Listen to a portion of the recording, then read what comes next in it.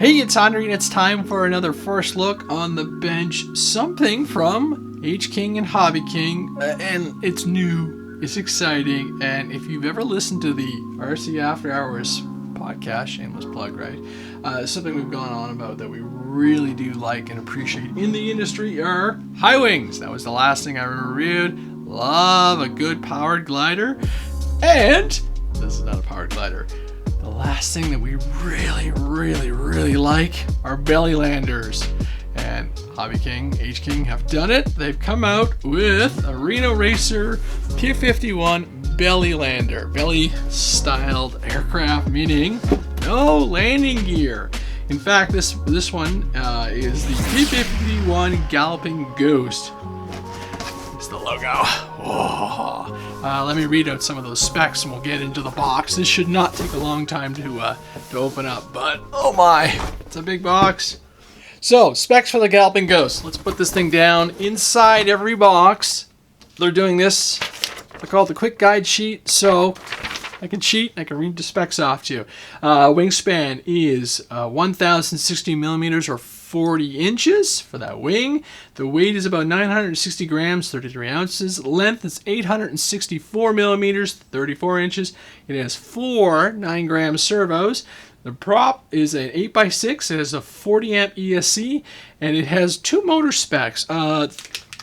The stock one is, well, they're both a 3108. The stock motor is 1070 kV, and I do have the Pro motor, which is 1160 kV, so just a little bit more punch. And I'll be flying it off my 4S 2240C packs. Those are the Zippy compacts, which are a really good battery for me. I've had these for a few years, so that is the suggested battery.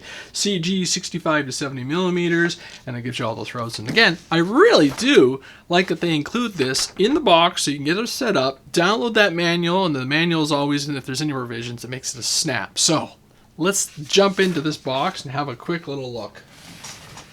All right, so inside the box is the Ghost. Pretty simple. Being a Bellylander, the nice thing about that is, as you've heard when I read the specs, is the overall weight is super minimal. No landing gear, no retracts, nothing. No, like the wings are built simpler and everything. So it's really nice option for an aircraft that you just want to throw in the park. And I'm actually looking forward to this because it opens up the versatility of flying, especially if you're in a condensed area and need some space. So I'm excited. Let's open up this box.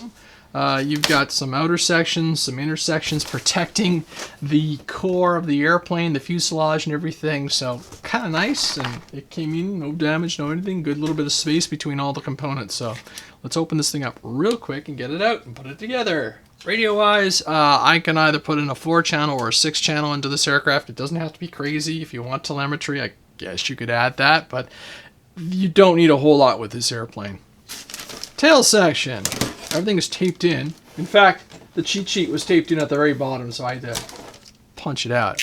Here's your tail. Your elevator section. Nice and simple. Just one point of contact. Yeah, one servo horn. So that's pretty cool. Wing. Nice. Silver. Woo, making a bunch of noise. There's the wing. You know, two servos. It's got end caps on it. We'll look at that real quick once we get the bags off. And where's the accessories? There is an accessory bag in there. I'll grab that out, but even the fuselage is stuck in place so it doesn't move around in shipping. Ooh, nice. Oh, I like it. It's understated, simple, clean, obviously legit scheme from an aircraft that flew in the Reno races. Nice.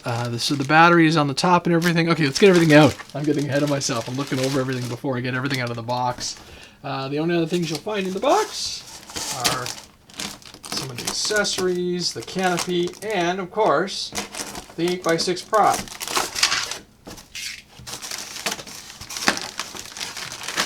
Which I'm going to say things are kind of nice. There's your prop. So 8x6 is a pretty common size, which is nice.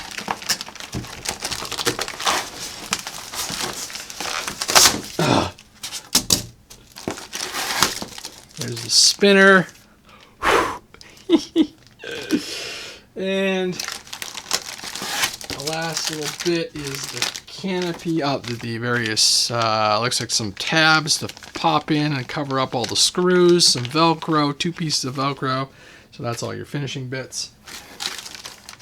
And the canopy that you, looks like you can tape on or glue on. So all you just use some foam tack and it'll be done in a jiff. Ooh, this is not bad at all. So I guess this is the tab. Oh, look at that access. Okay. Lots of room. So it's magnetic on the front. It's tabbed on the nose, obviously. Actually, it's a couple magnet points in there. And you have lots of room. There's plenty of room in there for all your receivers. You can see where the wing screw goes in. So you put the wing in, put the screw through. Downward, which is kind of neat, or upward. I'll know when I look at it. But lots of room inside that aircraft for your various batteries and your receivers. There's a good shot of the motor and ESC, so lots of ventilation in there. So perfect. That won't overheat. And nice size elevator rudder and everything. So this is not going to be a complex build, I can tell you. It's really light wing. It's kind of nice. And there's no... It is kind of hardened, actually. There's a piece of plastic on the belly.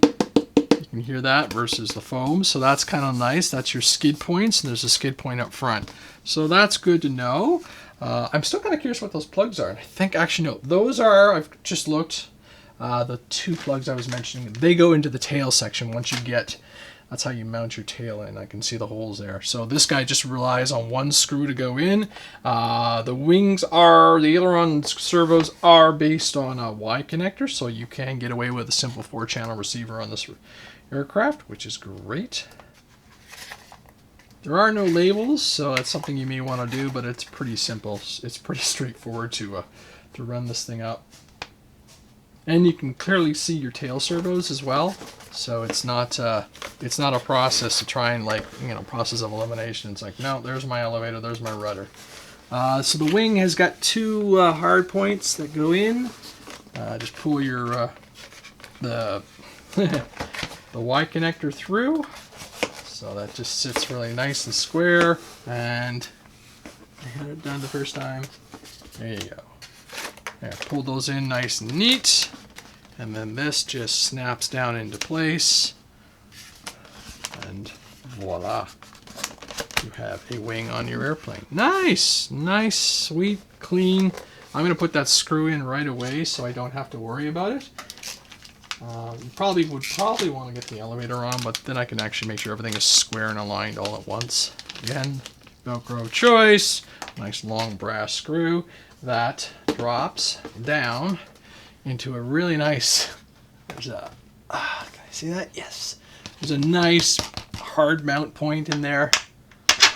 Screw down, grab a screwdriver, and that wing is on. Again, with foam, hand tight. There's no reason to go super crazy. Cool. Elevator. There's these little notches right in the center of the, right in the back of the elevator, so it all aligns really easily. And you're gonna go this way because obviously you can't go through your servo tab. Slide that in. I'm just doing a dry fit for now. Just align those tabs and do not overpressure. Just take your time and assist the whole thing through. I've got a little bit of foam there. Yeah, just a little bit of squeeze and tug and assist because I'm trying not to scar the paint. And now you'll see that I'm going to be aligning it to those tabs and just very gently coach it through. Wiggle, wiggle, until those tabs disappear and your alignment holes are flush. That's kind of cool, actually. That's a neat way to do it. Let's see. And there's 2 holes right there. And those are what those plugs are for. So that's kind of neat. All I'm going to do is dab a little foam safe glue, and that'll lock that tail in place really easily. So small one, and that's in. And then big one, and that's in. Ha! That's kind of neat. I'll have to extract those to put glue in, so maybe that was a little foolish of me, but that's not going anywhere. Kind of cool, actually. Huh. But like I said, I'm going to run a little glue around. I don't anticipate on taking the tail off, so I'm just going to run some foam safe glue around the around some of the points, and this thing will never come apart. So there we go. Elevator hooked. And for adjustments, yeah, on the adjustments you have ball links on the inside, or ball link are controllable, so it's pretty simple to go. But that's nice. They're small. It's pretty narrow control rods, but they are secure. And that means the elevator, outside of a little bit of glue, like I said, even then, it's in there. But I will go back and secure it because I'm not that crazy. Let's see, receiver. I have to decide if I'm going to go with a 4 or 6. I think I'll put the 6 in there. This thing can take a weight. Lots of room for whatever receiver of choice you want to run. I'm just going to run with an orange RX and bind to my other radio, my DX9, just because. Variety, I guess.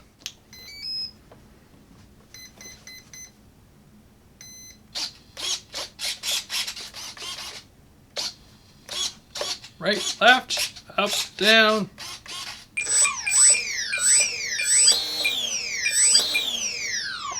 I don't even have to work on any of my servo directions. That's amazing. That never happens, ever. So I will go through the program, the radio and everything. Right now, just putting all the battery and everything in so I can get the CG set. And then I can lock everything down. So that's awesome. Still have to do all the rates and throws, which are in that quick sample sheet. I've got a feeling I'll be going aggressive and then doing like my last couple of airplanes, just 100% throws, and then like 30% expo and stuff like that, just to keep it good. But everything is almost pretty darn close. The wings are level. The elevator's got a little bit of up trim, which I like because of, like I said, those launches and everything. So it's coming together. Let's put the prop on everything, put the top on. I'll glue down that canopy afterwards, and like I said, glue down the canopy and the rear wing piece, so the elevator wing piece, and get the CG, and this aircraft will be ready to go in no time. So really quick assemble. Again, the H-King Galloping Ghost P-51 Bellylander Warbird Reno Racer. It is awesome looking, awesome looking.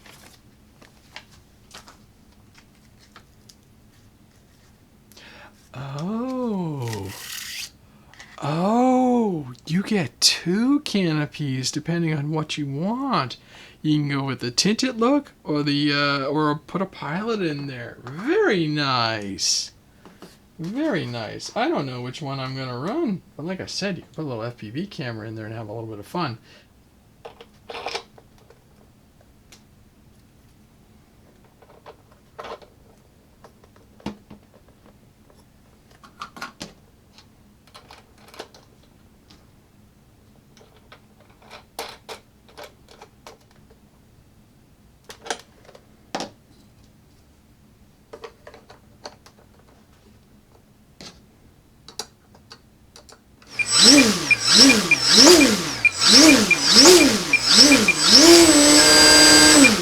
It's got some nice pool. So, there you go. I got my throttle cut all programmed up. The throw will be one of these bad boys. So I always hold my right hand, set the throttle with the mouth, and release, and up she goes. So I'm going to be playing with my elevator the whole time and my ailerons. I suspect it will roll to the right, as you do, so a little bit of up elevator, and I usually do about a 70-80% throttle, and off she goes. On the CG for the P-51 Galloping Ghost, it is 65 to 70 millimeters from the leading edge. So what you want to do is you want to actually take your caliper, which is what I use, and go from the root. Initially I thought I was further back, but when I looked at the quick setup sheet, I realized it is from the leading edge of the wing, which is all the way over here. So that's something you should watch for. And yeah, 65 mil basically translates to just under some of these dots, over here. So what I've done inside the aircraft now is I've, again, positioned the battery all the way forward. Initially, I had it further back because I was putting my CG a little bit back, which is kind of nice. You've got 65 to 70 mil, which is probably quite in line with this detailed dot over here. And if you find the aircraft is too nose heavy for your preference, like on launch, you're really barreling over, then at least you know you can move that battery back. So now I have it all the way forward, put the canopy on, roll this guy over, and again with a warbird you want to set it up upside down, and there is a nice CG with a fair bit of play, so I can actually move that battery back a bit if I want to, and I'll know after my first or second launch how I feel about it. So there you go, 65 millimeters on the wing according to the specs and the quick setup sheet. Again, my battery is all the way to the front this time, and with that Velcro I can move it back, and I can actually go even further back in if I want to, but I've got it back just a bit. So what I'll do is I'll have my marker with me in the field for my first couple of tosses, and then I can actually move that battery around. Ugh, Velcro sound. I can move that battery around and find my absolute sweet spot. So I don't know, I like the tinted one versus the clear canopy, but the clear canopy is pretty cool too. We'll have to see what we go with in the end. You'll have to tune in for the first flight video and let me know what you think. But so this is the H-King Galloping Ghost, your 4S 2200 Bellylander Reno racer. Just something new, fun, and exciting from HobbyKing and H-King. I'm Andre, and yeah, that is the H-King Galloping Ghost Reno racer Bellylander. What more can you ask for? Hope you enjoyed the video. Stay tuned for the flight.